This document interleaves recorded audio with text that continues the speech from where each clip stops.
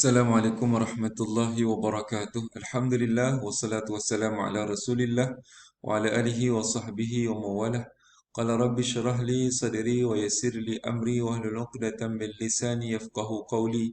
Subhanaka la ilma lana illa ma 'allamtana innaka antal alimul hakim. Wa la haula wa la quwwata illa billahil aliyyil azim. Apa khabar semua? InsyaAllah hari ini kita akan teruskan pada bab yang kedua, asas ekonomi Islam, iaitu kita akan membicarakan tentang konsep ekonomi Islam. Kita akan belajar tentang konsep dia insya-Allah. Okey. Uh, Kita akan pergi nanti kepada pendahuluan prinsip ekonomi Islam, etika ekonomi Islam, matlamat ekonomi Islam dan juga ciri-ciri keistimewaan ekonomi Islam. Okey. Ini sedikit sejarah bagaimana kebangkitan ekonomi Islam. Cuma apa yang saya mungkin boleh highlightkan di sini adalah bila mana kegairahan untuk membangkitkan ekonomi Islam pada ketika itu sedar tak sedar telah tercampur dengan sistem-sistem yang konvensional, sistem-sistem kapitalis, sistem-sistem sosialis yang pada ketika itu banyak ciri-ciri sistem-sistem yang baru telah diperkenalkan. Cuma yang amat dibimbangkan iaitulah tentang berlakunya percampuran di antara halal dan haram. Sedangkan Quran jelas telah menceritakan kepada kita bahawa yang Allah Subhanahu Wa Taala benarkan adalah jual beli, tetapi bukan penipuan, riba dan sebagainya. Allah Taala sebut dalam Quran, wa ahallallah wa ahallallahul baik. Allah Taala menghalalkan baik, wa harramar riba. Dan yang diharamkan adalah riba. Halallahul baik wa harramar riba. Allah Taala membenarkan jual beli tetapi mengharamkan riba. Okey. Seterusnya prinsip ekonomi Islam. Okey, ini yang penting. Untuk kali ini saya akan hanya fokus kepada prinsip-prinsip ekonomi Islam. Untuk seterusnya kita akan pergi kepada kelas yang seterusnya insya-Allah. Okey, untuk prinsip ekonomi Islam, yang pertama adalah kebebasan ekonomi berpanduan. Itu yang pertama. Bebas ekonomi Islam tu boleh dilaksanakan. Ekonomi Islam kita telah bicarakan yang lepas. Dalam struktur ibadah kita ada muamalah, kita ada ibadah yang khusus kan. Satu yang kita dah bicarakan yang lepas, bila macam ibadah yang khusus, ibadah yang khusus. Kemudian sini ada muamalah. Muamalah. Okey, untuk yang ibadah, contoh sembahyang, salat, zakat dan sebagainya, itu telah ada dia punya garis panduannya dan tidak boleh ditambah ataupun dikurangkan. Tetapi untuk yang muamalat ini dia di situ ada ruang ijtihad, disebutkan sebagai ruang ijtihad. Boleh kita nak berijtihad, kita nak ikut kepada kesesuaian pada hari ini. Sebagai contohnya, dalam nak menentukan profit, keuntungan pada sesuatu perniagaan yang kita nak laksanakan, dia tidak terikat. Dia tidak terikat dengan satu kadar yang tertentu sahaja. Boleh tak kalau kita berniaga keuntungannya 100%? Boleh ke tidak boleh? Contohnya saya beritahu pada tuan-tuan, kita beli air mineral tu RM1, RM RM1, kita beli air mineral RM1. Kita jual RM RM2. Keuntungan sekali ganda ataupun 100%. Boleh ke tak boleh? Boleh tuan-tuan, boleh. Sini ada boleh. Tidak ada istilah zalim atau tidak. Tuan-tuan tengok sajalah kalau tuan-tuan pergi beli air mineral dekat kedai biasa mungkin RM1. Tapi kalau pergi dekat hotel, boleh jadi ada yang RM6, ada yang RM7. Jadi macam mana tu? Jadi itu inilah. Kalau tuan-tuan beli nasi lemak dekat kedai kat kedai tepi jalan sebagai contoh kan, dia RM1, RM2. Tapi pergi yang 5 star hotel, ada yang RM20 nasi lemak saja. Sama juga ada ayam, ada sambal, ada telur. Jadi macam mana tu, haram ke di sana? Tidak. Ini kita nak beri faham. Tuan-tuan, khususnya pada mereka-mereka yang belajar dalam bidang bisnes tu, ini kita buka perbincangan kita dari sudut muamalah Islam. Bebas tu macam mana? Bebas dari sudut jiwa yang lahir dari keimanan masyarakat yang pengasih, bekerjasama, jujur dan amanah. Ni ciri-ciri dia lah. Bukan bebas sembrono macam tu orang kata. Bebas yang kedua, bebas dalam lingkungan undang-undang. Kita di Malaysia ada undang-undang, ada peraturan-peraturan. Barang-barang yang terlarang dijual so tak boleh lah. Kita ikut kepada kita juga kan. Kata contoh kita nak jual air ketum, contoh saja. Peraturan di Malaysia ni tidak membenarkan sama sekali. Tidak membenarkan sama sekali. Ada dia punya kaedah-kaedah yang tertentu, dari sudut perubatan dan sebagainya. Okey.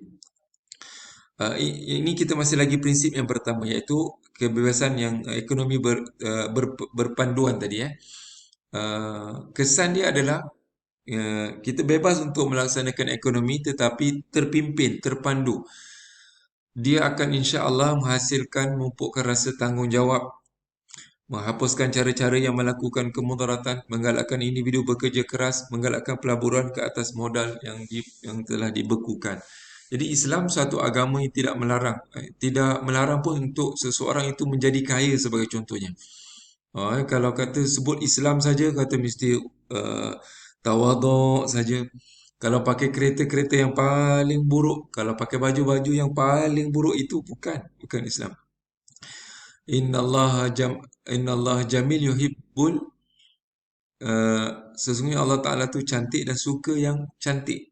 Suka yang cantik. Hadis Nabi sallallahu alaihi wasallam. Bukan maksudnya mesti tunduk dalam keadaan serba kekurangan saja, itu bukan. Hadis Rasulullah SAW sebut, kata Nabi, la yadkhuluna al-jannah la yadkhul jannata mithqala zarratin min al-kibr. Tidak masuk dalam syurga satu orang yang ada mithqala zarratin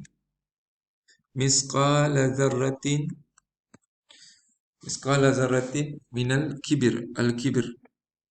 Kibir ni apa tuan-tuan? Sombong. Walaupun ada satu besar zarah, sombong pun tak boleh. Jadi sahabat tanya, wahai Rasulullah, tapi kalau ada orang yang pakai baju yang cantik, wa ni'alihi, ni'alihi ni maknanya kasut yang cantik. Hari ni kasut yang cantik mungkin Bonia ke krokodil ke apa, tak kira lah kan. Ni'ali cantik. Jadi macam mana ya Rasulullah? Kata Rasulullah, innallaha jamil yuhibbul jamal. Allah Ta'ala tu cantik, suka yang cantik. Bukan maksud sombong pakai yang macam tu. Tapi sombong adalah, kata Nabi sallallahu alaihi wasallam, orang sombong yang ini tuan-tuan, bataral haq, orang yang tidak boleh terima kebenaran. Batarul haq, orang yang tidak boleh terima kebenaran, dan dia merendahkan orang lain. Itulah yang masukkan dengan sombong. Itu yang masukkan sombong. Okey. Dalam kebebasan ekonomi terpimpin ni juga terpandu juga, di sini dijelaskan tentang prinsip hak milik. Yang ini sangat penting. Kita kena faham betul-betul prinsip hak milik kita. Sebenarnya Allah Subhanahu wa taala mempunyai hak milik mutlak ke atas sesuatu. Pada asasnya adalah hak milik mutlak adalah Allah Subhanahu wa taala yang punya. Qulillahul malikul mulki tu'til mulka man tasha. Malikul mulk, pemilik segalanya. Al-malik mulk, pemilik yang sebenarnya malikul mulk, iaitu adalah Allah Subhanahu wa taala. Kita hanya diberi titipan, beri pinjaman saja. Harta yang kita ada hari ini hanyalah bersifat pinjaman dan Allah Subhanahu wa taala boleh ambil pada bila-bila masa. Itu perkara yang kena clear. Itu perkara yang kena clear. Kita hanyalah pentadbir kepada harta kita. Manusia diberi amanah untuk mengambil manfaat sahaja. Okey, tu. Okey, bicarakan tentang hak milik ada dua tuan-tuan Okey. Ini kena cepat sikit ambil, tuan-tuan fokus. Satu, nama dia hak milik individu, satu. Yang kedua ada kategori hak milik awam. Hak milik individu, hak milik awam. Hak milik individu tu apa? Islam mengiktirafkan hak milik individu, setiap orang akan mendapat balasan daya. Maknanya apa yang diusahakan lah. Individu apa yang tuan-tuan pergi kerja, tuan-tuan punya. Ada orang bagi secara hibah, tuan-tuan punya. Tuan-tuan dapat duit daripada hasil faraid, tuan-tuan punya. Tuan-tuan dapat daripada wasiat, kawan tuan-tuan wasiatkan barang pada tuan, bagi laptop baik punya kawan. Kalau sekali kawan tu meninggal, dia buat wasiat. Jadi itu tuan-tuan punya. Tapi untuk ini ada juga tanggungjawab. Pastikan mesti daripada sumber yang halal. Ini banyak kali kita ulangkan. Kemudian perlulah dikeluarkan zakat, perlulah dibayarnya cukai. Mengelakkan pengayaan harta yang meluas jurang hartawan golongan miskin. Maknanya kat sini hendaklah dibantu juga orang-orang yang miskin, orang-orang yang lebih susah daripada kita. Kalau yang hak milik awam adalah bersifat semua harta milik masyarakat yang memberi faedah kepada warga negara yang kita berkongsi utilitinya dengan orang lain. Kalau ikut pada asasnya, kata Nabi SAW, umat Islam adalah pemilik bersama 3 benda: air, rumput dan juga api. Ini kalau ikut hadis Nabi. Hari ini kita ada apa nama, kerajaan yang telah mengaturkan urusan-urusan ni ada hak milik selain daripada yang kita punya yang ada tertera atas geran tu, atas geran ada nama kita. Itu kita punya. Selain daripada tu, itu hak milik awam, hak milik bersama, hak milik kerajaan. Kerajaan maknanya kita semua secara sama. Kita tidak boleh sewenang-wenangnya. Okey. Ini antara kesan dia kalau kita faham tentang hak milik. Kata menurut Dr. Yusuf Al-Qardawi, individu yang berusaha bersungguh-sungguh mencari kekayaan dan menerima dengan mudah perintah Allah SWT mengenai pengurusan harta kekayaan. Maknanya kalau dia faham betul-betul bahawa asas kepada pemilikan harta kita ni bukan kita punya tetapi milik Allah Subhanahu Wa Taala, tapi tak salah. Kata Sayyidina Ali, kalaulah dah nak berlaku kiamat, kata dah nampak tanda-tanda kiamat, di tangan kamu ada pokok yang nak kamu tanam. Mana tanam? Quran sebut wala tansa nasibaka minad dunya, wala tansa nasibaka minad dunya. Wabtaghi fima ataqallahu daral akhirah wala tansa nasibaka minad dunya. Kita cari akhirat juga, tapi jangan lupa nasib kita di dunia ini. Yang ketiga, prinsip mudah untuk ekonomi terpimpin ini adalah menjuruskan kepada keadilan sosial. Keadilan mesti ditegakkan dalam semua aspek kehidupan manusia, seperti terhindar daripada perbuatan yang melampaui batas. Dalam konteks ekonomi, penawaran perkhidmatan mestilah halal dengan cara yang halal, penggunaan kekayaan mestilah bersederhana dan penggagihan kekayaan mestilah mengikut usaha dan mengutamakan kebajikan masyarakat. Ini keadilan sosial. Okey, ketidakadilan dalam ekonomi boleh berlaku apabila unit-unit ekonomi melakukan tindakan yang melampaui batas. Antara perkara yang melampaui batas jelas adalah menghalalkan apa yang telah diharamkan oleh Allah Ta'ala. Yang jelas-jelas haram kita halalkan. Ini undang balak daripada Allah Ta'ala. Memberikan tekanan kepada orang yang memerlukan dan lemah. Mentang-mentang kita yang ada sumber tersebut, kita nekan kepada orang lain. Mengganggu keseimbangan masyarakat. Golongan kaya bertambah kaya. Ini sistem kapitalis dan sebagainya. Tapi Islam tidak bawa kepada benda ini. Menyemarakkan rasa tidak puas hati dalam api permusuhan. Membuka ruang untuk menindas dan berlaku secara zalim. Ini kesan-kesan yang akan ada kalau kita buat wujudnya keadilan sosial. Yang keempat, penting juga campur tangan daripada pihak kerajaan dalam menguruskan sesuatu. Penting daripada campur tangan pihak kerajaan yang telah mengaturkan segala-galanya. Adanya cukai, adanya sebagainya. Ini adalah hasil daripada prinsip yang pertama. Terima kasih.